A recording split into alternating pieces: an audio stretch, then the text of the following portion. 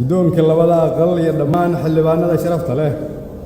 السلام عليكم ورحمة الله وبركاته. وقهرانتي وحمد لي الله سورتك لي إن هل كان السجون مادنو أنا قلنا نبض قبنا وندي أرسن إن ذل كان كجد بنو وقت كان أضاق سوى دجرة بعدني مله ومسؤولية هون وحن حلبانا ذا وقم هذا علينا يا إني هول كان كأفرين كنا سحورتين نفتو دنا سوق الدمين سيان مانتا هل كان أسوق قارنو مدن يال يمروين قدوم كلا بدا أقل يحلبانا ذا شرفت له سيادوكتين سدحي لباتنكي فبرايو لبدا كن يتضبي طبنكي ayaa la ii magacaabay xilka ra'iisul wasaaraha jamhuuriyadda federaalka Soomaaliya muddo 3 sano iyo bar ah oo aan xilkaas hayay waxaan dalkayga iyo dadkayga ugu adeegay heerkii ugu sareeyay anigoo sugay amaanadii ummadda casriyay dawladnimada xoojiyay isla xisaabtanka abuuray nidaam maaliyadeed oo casri ah ilaaliyay xuquuqda shaqaalaha iyo ciidanka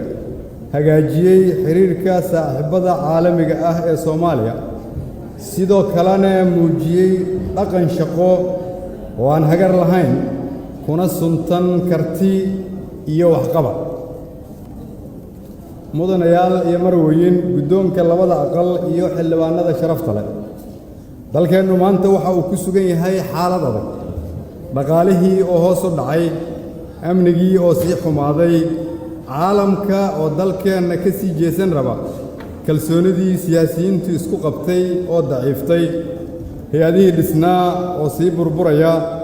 shaqaala'aantii oo xoogaysatay abaarihii oo daba dheeraaday caafimaad darrada haysata shacabkeena oo sii siyaaday iyo fikirka xajirnimo oo sii laba kacleeyay sidaas daraaddeed maanta dadkeenu waa naga dhur sugayaan waxay naga mudan yihiin inaan u maciinno daacadnimana u muujinno eex ka fogaanno ayahoodana ka shaqayno ammaanadooda u ilaalinno oo aan alla ka cabsi ugu adeegno 30 sano waxaanu mad ahaan u guulaysan weynay oo weli aan dhibka ugu jirno waxaa loo tiriyaa qaladaad ka jira hoggaankeena fursadda aan maanta haysanno waa mid naadir ah waxaan aaminsanahay in xubnaha baarlamaanku ay iswaafajin doonaan codkooda iyo dareenka shacabka dadkeennu waxay rabaan hoggaamiye qaadi kara marxaladdan la dareenaha shacabka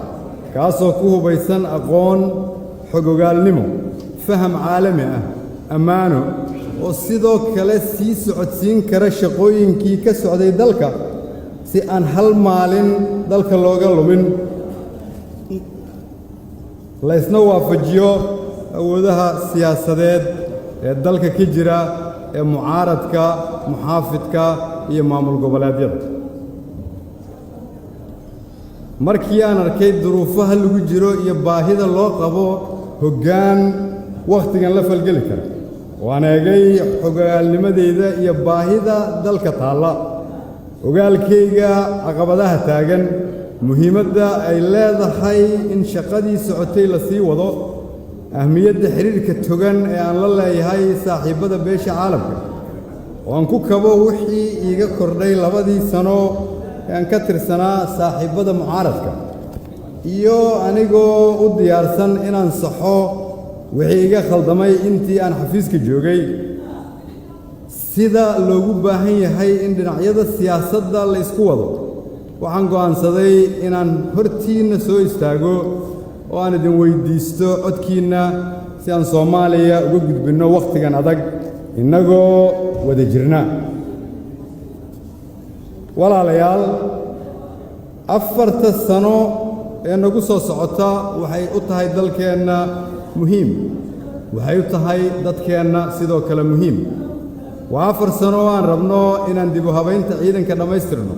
وافر سنة أن ربنا إن أنصو أفجرنا أرجع حسد ذلك أفيسي وافر سنة أن ربنا إن رميستنا دستور كاسي أن أهلنا حسلوني سياسات وافر سنة وأن ربنا إن نكمل دلنا وده هذا الله دولة الفدرال كصوماليا إيو ولا لهم صومالي الآن وافر سنة وأن ربنا إن نجارنا دور شق في عطا وافر سنة وأن ربنا إن ندين عفنتا رميستنا وافر سنة وأن ربنا إن ترترنا سنان لأنت السياسات كده جرتا dadkeena waa 4 sano oo jaangoyn doonta mustaqbalka 40 sano ee soo socda sidaa darteed si loo gaaro hadafyadan waa in aad looga fikiraa cidda loo dhiibayo hoggaanka dalka waa in laga eegaa inuu yahay qof yaqaan tii shalay tan maanta la joogo fahamna ka haysta tan soo socota berri haddii aad doorataan waxaan aaminsanahay inaan ahay qofka ugu dhow ee ka libin keeni kara geediga dawladeed ee Soomaaliya waxaan ahay qofka qura ee sharaxan ee 3 sano iyo bar hoggaanka dawladda ka tirsanaa muddo 2 sano ahna hoggaanka mucaaradka ka tirsanaa sidaa darteed khibradeydu waxay abuuri kartaa is-ogol siyaasadeed iyo dawladnimo loo dhan yahay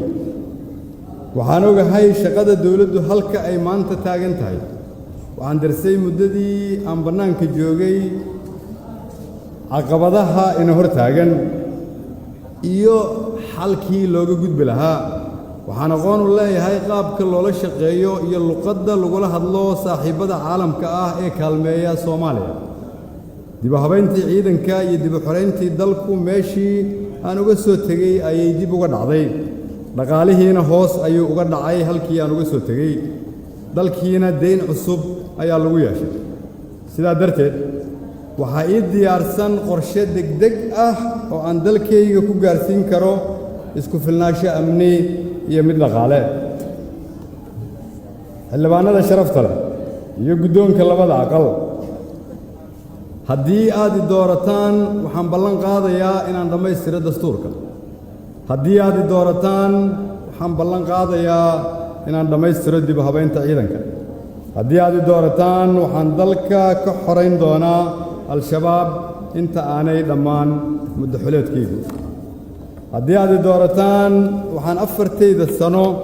shaqo abuur kala duwan u samayn doonaa ugu yaraan 100,000 oo dhallinyaro Soomaaliyeed ah oo kala jooga guud ahaan gobollada dalka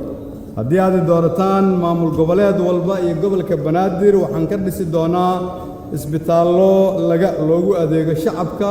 loogana maarmo in caafimaad dalka dibaddiisa laga raadsado haddii aad doorataan waxaan dhammaystiri doonaa deyn cafinta si dalku u helo maalgashi caalami ah haddii aad doorataan waxaan miisaaniyadda dalka muddo 4 sano ku gaarsiin doonaa ugu yaraan $2 bilyan haddii aad doorataan waxaan ilaalin doonaa xasaanadda xildhibaanada iyo kala madax bannaanida baarlamaanka iyo hay'adaha fulinta haddii aad doorataan waxaan ku kordhin doonaa gunnada xildhibaanada ugu yaraan 30% sidoo kale waxaan gunnada xildhibaanada ku kordhin doonaa gunno daboosha kirada guryaha xildhibaanada haddii aad doorataan xildhibaan walba iyo qoyskiisa waxay heli doonaan caymis caafimaad oo ah isbitaalada dalka gudihiisa iyo dalka dibaddiisa haddii aad doorataan waxaan tirtiri doonaa sinaan la'aanta dadka Soomaaliyeed ee ka dhex jirta siyaasadda haddii aad doorataan awoodda dawladdeeda 50% waxaan ku bixin doonaa horumarinta dawlad goboleedyada anigoo 50% fadhigaygu uu noqon doono dawlad goboleedyada haddii aad doorataan waxaan dalka gaarsiin doonaa doorasho qof iyo cod mudanayaal iyo marwooyin xildhibaanada sharafta leh iyo guddoonka labada aqal waxaan halkan ku xaqiijinayaa maanta haddii aan abni keeni waayo inaanan dib dambe hortiina u soo istaagi doonin anigoo xildoon waxaan halkan ku xaqiijinayaa haddii aan cadaaladda ka madax bannayn waayo hay'adaha fulinta dib dambe hortiina uma soo istaagi doono anigoo xildoon haddii aan hantida dawladda ilaalin waayo dib dambe uma soo istaagi doono hortiinna anigoo xildoona haddii ugu yaraan 100,000 oo dhallinyaro ah aan shaqo abuur u samayn waayo 4 sano oo aan xilka hayo dib dambe hortiinna uma soo istaagi doono anigoo xildoona haddii aan dalka doorasho qof iyo cod ah gaarsiin waayana hortiina dib uma soo istaagi doono anigoo xildoona haddii beesha caalamka iyo Soomaaliya si wax ku ool ah oo Soomaaliya ka faa'iido aan isugu soo dhaweyn weynana dib dambe hortiina uma soo istaagi doono anigoo xildoona haddii aan dhaqaalaha kobcin waayo deen cafinta dhammaystiri waayo oo aan miisaaniyadda dawladda gaarsiin waayo ugu yaraan $2 bilyan oo dollar inta aan xilka hayana dib dambe hortiina uma soo istaagi doono anigoo xildoona haddii aan xildhibaanada xasaanadooda ilaalin waayo oo aan gunnadooda kordhin waayo oo aan caymis caafimaad xildhibaanada siin waayana dib dambe hortiina uma soo istaagi doono anigoo xildoona